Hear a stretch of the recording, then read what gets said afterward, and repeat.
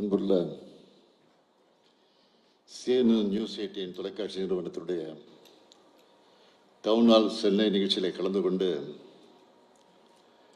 சிறப்பித்துக் கொண்டிருக்கக்கூடிய மாண்புமிகு அமைச்சர் பெருமக்கள் திரு அன்பில் மகேஷ் பொய்யாமொழி அவர்களே, திரு TRB ராஜா அவர்களே, நாடாளுமன்ற உறுப்பினர் கனிமொழி சோமு அவர்களே, சட்டமன்ற உறுப்பினர் பரந்தாமன் அவர்களே, CNN நியூஸ் 18 தொலைக்காட்சி நிறுவனத்தினுடைய நிர்வாக ஆசிரியர் திரு ஜாக்கா ஜேக்கப் அவர்களே, நிர்வாக ஆசிரியர் திரு ஆனந்த் நரசிம்மன் அவர்களே,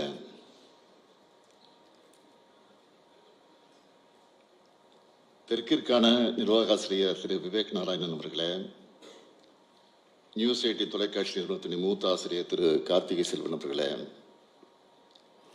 வரையை தந்திருக்கக்கூடிய பத்திரிகையாளர் உள்ளிட்ட சிறப்பு விருந்தினர்களே,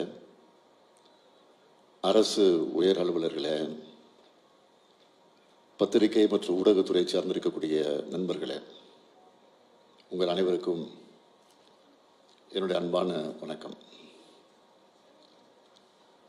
கருத்து பரிமாற்றங்களும் விவாதங்களாலும் உரையாடல்களாலும்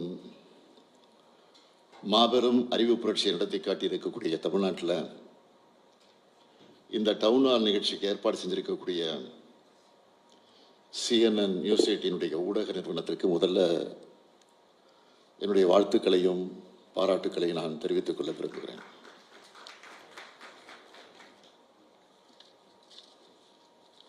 மக்களிடையே விதைக்கப்படக்கூடிய நல்ல கருத்துக்கள் தான் முன்னேற்றத்திற்கான அடிப்படையாக அமையும். அப்படி நூற்றாண்டு கண்ட திராவிட இயக்கத்தினுடைய கொள்கை முகமாக 74 ஆண்டுகள் கடந்த மாபெரும் அரசியல் இயக்கமாக மக்களுடைய ஆதரவோடு திராவிட முன்னேற்ற கழகம் ஆட்சி பொறுப்பில் இருக்கிறது. பேரறிஞர் அண்ணாவினுடைய மறைவுக்கு பிறகு இந்த இயக்கத்தோட எதிர்காலத்துக்கான திசை காட்டியா முத்தமிழறிஞர் கலைஞர் அவர்கள் 50 முழக்கங்களை வழங்கியிருக்கிறார். அதில் முக்கியமான ஒன்று, வன்முறை தவிர்த்து வறுமையை வெல்வோம். திராவிட முன்னேற்ற கழக அரசு பொறுப்பை ஏற்கிற போதெல்லாம் இதை மனசில் வச்சு தான் மக்கள் நலத்திட்டங்களை செயல்படுத்தி கொண்டிருக்கிறோம். இங்கே ஏராளமான ஊடகவியலாளர்கள் இருக்கீங்க. 11.19% வளர்ச்சி என்பதை தமிழ்நாட்டை தவிர வேற எந்த மாநிலத்தால் சாதிக்க முடிஞ்சிருக்கு. அதுவும் எப்படிப்பட்ட சூழலில் இதை நாங்கள் சாதிச்சிருக்கிறோம். ஜனநாயகத்துக்கும் கூட்டாட்சிக்கும் கொஞ்சம் கூட மதிப்பு தராத பாஜக ஆட்சி ஒன்றியத்தில் ஆளுகிறது.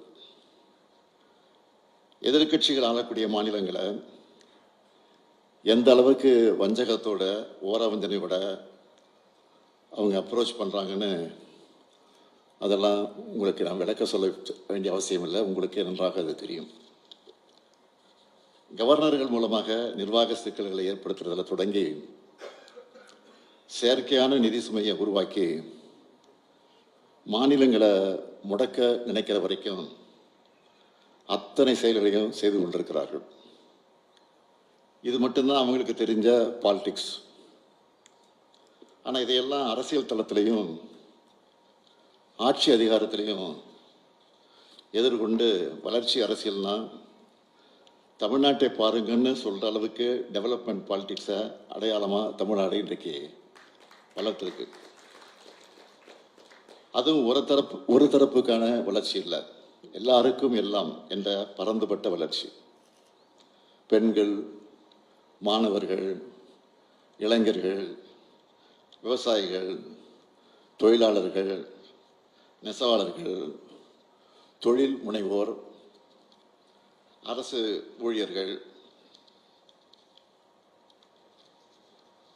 ஆசிரியர்கள், திருநர்கள், மாற்றுத்திறனாளிகள் எல்லாரையும் எம்பவர் பண்ணுற பாலிடிக்ஸை நாங்கள் முன்னெடுத்திருக்கிறோம். நாங்கள் செஞ்சிருக்கிற மாதிரியான திட்டங்களை வேறு எந்த மாநிலத்தையாவது செஞ்சுருக்காங்களா? குரோத் சும்மா வந்துடுமா? இத்தனை திட்டங்களையும் வெற்றிகரமாக செயல்படுத்துகிற காரணத்தினால தான் 11.19% growth சாத்தியமாகியிருக்கு. தமிழ்நாட்டில் எந்த குடும்பத்தை எடுத்துக்கிட்டாலும் அவங்கள ஒருத்தராவது நம்ம அரசோட திட்டங்களில் பயனடைஞ்சிருப்பாங்க. அதனால தான் ஆட்சிக்கு ஆதரவான மனநிலையில மக்களை இன்றைக்கு நாங்கள் சந்திக்கிறோம். தமிழ்நாட்டோட இந்த வளர்ச்சியும் தனித்துவமும் உண்மையான வளர்ச்சி அரசியல்னு என்னன்னு இந்தியாவோட மற்ற மாநிலங்களுக்கு காமிக்கிற செயல்பாடுகளும் பாஜகவை கடுமையாக எரிச்சலடைய வைக்குது. ஆனால் அவங்களுடைய சதி அரசியல் எக்ஸ்போஸ் ஆகி அவமானப்பட்டு அசிங்கப்பட்டு நிற்கிறாங்க. பாஜகவோட பேட்டர்ன் என்னன்னு திமுக மட்டுமல்ல, ஒட்டுமொத்த தமிழ்நாடே இன்றைக்கு உணர்ந்திருக்கு. அவங்க மேல மக்களுக்கு நம்பகத்தன்மை கிடையாது. மற்ற மாநிலங்களில் கட்சிகளை மிரட்டி ஆட்சிகளை கவிழ்த்து தங்களுடைய அரசை கொண்டு வர பயன்படுத்திட எப்படி வாஷிங் மிஷின்லாம் பயன்படுத்திட்டு இருந்தாங்களோ இப்போ அந்த வாஷிங் மிஷின் எங்கேயும் கொண்டு வந்து கூட்டணி அமைச்சிருக்கிறாங்க. அவங்களோட என்டிஏ கூட்டணி என்பது முழுக்க முழுக்க ஊழல்வாதிகளை மிரட்டி அமைக்கப்பட்டுள்ள கூட்டணி தான். கடந்த அதிமுக ஆட்சி காலத்தில் இருந்த முன்னாள் அமைச்சர்கள் பல பேர் ரெய்டுகளுக்கு ஆளானாங்க. 10 பேர் மேலே டிவிஎஸ்சியில் வழக்குகள் இருக்கு. ஆனால் கூட்டணிக்காக அவங்களை இப்போ பாதுகாத்துட்டு இருக்காங்க. இன்னும் சொல்லணும்னா முன்னாள் அமைச்சர்கள் சில பேர் மேலே எஃப்ஐஆர் கூட பதிவு பண்ண விடாமல் நீண்ட ஆண்டு காலமாக ஆன்லைன் மூலமாக நிறுத்தி வச்சிருக்கிறாங்க. இந்த லட்சணத்தில் இப்போ இடி, ஐடி, சிபிஐ ஆகியவற்றை வச்சு எங்களையும் மற்றான்னு பார்க்குறாங்க. என்னதான் பாஜக இடி, ஐடி, சிபிஐன்னு தன்னுடைய படைபலத்தை அந்த பரிவாரத்தை அழைச்சிக்கிட்டு வந்தாலும் அதை ஒரு கை பார்ப்போம்னு நாங்களும் தயாராக தான் இருக்கோம். இடி இதுவரைக்கும் பதிவு செஞ்ச 8000த்துக்கு அதிகமான வழக்குகளில் எத்தனை வழக்குகள் முழுமையாக நடந்திருக்கு? அவங்களோட உண்மையான கன்விக்ஷன் ரேட் என்ன? ஊழல் குற்றச்சாட்டுக்கு உள்ளானவங்க எல்லாரும் உடனடியாக யாரு கூட கூட்டணி சேர்றாங்க?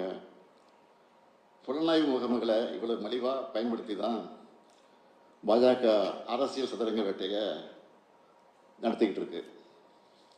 அதுக்கு என்டிஏன்னு அந்த என்டிஏன்னு இந்த கூட்டணிக்கு பேர். மக்கள் பாஜகவை நம்பணும்னு பழனிசாமி போன்ற ஆமாம் சாமிங்க பாஜகவின் கிழக்கழக செயலாளராக வச்சுக்கிட்டு டப்பா இன்ஜின் எடுத்துக்கிட்டு உள்ள வர நினைக்கிறாங்க. பாஜக உள்ள நுழைஞ்சா எப்படியெல்லாம் நடந்துப்பாங்க என்பதைத்தான் இப்போ அண்மையில் மகாராஷ்டிராவில் பார்த்துக்கிட்டு இருக்கோம். அதை நீங்கள் தெளிவாக புரிஞ்சிருப்பீங்கன்னு நினைக்கிறேன். மாநில கட்சியை உடைச்சி ஆட்சிக்கு வந்தவங்க இப்போ பிற்படுத்தப்பட்ட முஸ்லீம்களுக்கு 5 விழுக்காடு இடஒதுக்கீட்டை ரத்து செஞ்சிருக்கிறாங்க. மகளிர் உதவித்தொகை திட்டத்தில் 22 லட்சம் பெண்களை நீக்கி இருக்காங்க. இதை தான் தமிழ்நாட்டிலையும் செய்ய நினைக்கிறாங்க. அதுக்கு அவங்க பயன்படுத்த நினைக்கிற ட்ரோஜன் குதிரை தான் அதிமுக. அதனால தான் பழனிசாமி அவர்களை இன்றைக்கு பார்க்குறோம். அவர் வழங்கக்கூடிய எந்த வாக்குறுதியும் மக்கள் நம்புவதற்கு தயாராக இல்லை. மண்குதிரையை நம்பி யாராவது ஆற்றுல இறங்குவாங்களா? நிச்சய மாட்டாங்க. எங்களை பொறுத்த வரைக்கும் எங்களோட லட்சியங்களும் கடமைகளும் ரொம்ப பெருசு. அதை நோக்கிய பயணம்தான் எங்களுடைய தேர்தல் வெற்றிகள். எல்லாருக்கும் எல்லாம், எங்கும் தமிழ், எதிலும் தமிழ், அனைத்து துறை வளர்ச்சி, அனைத்து மாவட்ட வளர்ச்சின்னு மக்கள் நல திட்டங்களை செயல்படுத்திக்கிட்டு இருக்கிறோம். அடுத்து ஒன்றுபட்ட இந்தியாவில் மாநிலங்களுக்கான உரிமைகளை பெற்று தந்து உண்மையான கூட்டாட்சி கருத்தியலை நிறுவனம்னு எங்களோட அடுத்த கட்ட பயணத்தையும் தொடங்கி இருக்கிறோம். மாநில சுயாட்சி என்பது அறிஞர் அண்ணா அவர்களுடைய உயிர். அவர் எங்களுக்கு வழங்கின உயிர் கொள்கை. உண்மையான வளர்ச்சியை நம்ம இந்திய நாடு அடையணும்னா மாநிலங்களுக்கு நிறைய அதிகாரங்கள் வழங்கப்படணும். ஏன்னா மாநில அரசுகள் தான் மக்களுக்கு நெருங்கிய அரசுகள். ஒன்றிய அரசு என்பது தனக்கு தேவையான அதிகாரங்கள் மட்டும் வச்சுக்கிட்டு மற்றவற்றை மாநிலங்களுக்கு வழங்கிடணும். மாண்புமிகு பிரதமர் அவர்கள் உலகம் முழுக்க பயணம் செஞ்சு வளர்ச்சி அடைந்த நாடுகளை பார்க்குறாரு. அப்படிப்பட்ட வளர்ச்சியை இந்தியாவும் அடையணும்னா மாநில சுயாட்சிக்கான அரசியல் சட்டத்திட்டத்தையும் கொண்டு வரணும். உண்மையான வளர்ச்சியை, மக்களுக்கு தரமான வாழ்க்கையை மாநிலங்கள் சாதிச்சு காட்டுறோம். பன்முகத்தன்மை கொண்ட இந்தியாவுக்கு கூட்டாட்சி தான் அடிப்படை. இது குறித்து அண்மையில் கூட இந்து ஆங்கில நாளேட்டில் ஒரு கட்டுரை கூட நான் எழுதியிருந்தேன். அது மட்டுமல்ல, ஒன்றிய மாநில உறவுகள் குறித்த உயர்நிலை குழு அமைச்சு அந்த குழுவினுடைய அறிக்கையும் முதல் வாரத்தை நான் வெளியிட்டிருக்கிறேன். அதை அனைத்து கட்சிகளுக்கும் அனுப்பி வச்சு தேசிய அளவில் மாநில சுயாட்சி கருத்தியல் குறித்த புரிதலை ஏற்படுத்த வேண்டும் என்று நினைக்கிறோம். CNN போன்ற ஊடகங்கள் இந்த அறிக்கையில் சொல்லப்பட்டிருக்கக்கூடிய கருத்துக்களை விளக்கி மக்கள் கிட்ட கொண்டு போய் சேர்க்கணும். இந்த நேரத்தில் என்னுடைய அன்பான கோரிக்கை நான் இங்கே எடுத்து வைக்க விரும்புகிறேன்.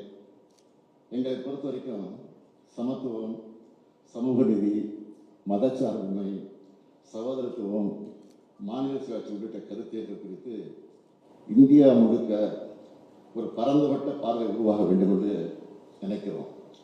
அதுதான் இந்தியாவுக்கு உண்மையான வளர்ச்சி பாதையை உருவாக்கும்னு நான் நினைக்கிறேன். அந்த பாதையை காட்டுவதற்கான வழியாக தான் திராவிட மாடலை நாங்கள் அடையாளம் காட்டுகிறோம். இந்த பணியிலிருந்து நாங்கள் ஒருபோதும் பின்வாங்க மாட்டோம். நான் மக்களை நம்புகிறவன். மக்களுக்கான எங்களோட பயணத்தை யாராலும் தடுத்து நிறுத்த முடியாது. தமிழ்நாட்டில் நடக்க இருப்பது ஜனநாயகத்துக்கும் பாசிசத்துக்கும் இடையிலான தேர்தல். நான் உறுதியாக சொல்கிறேன், தமிழ்நாடு வெர்சஸ் NDA என்ற இந்த தேர்தலில் தமிழ்நாடு தான் நிச்சயம் வெல்லும்.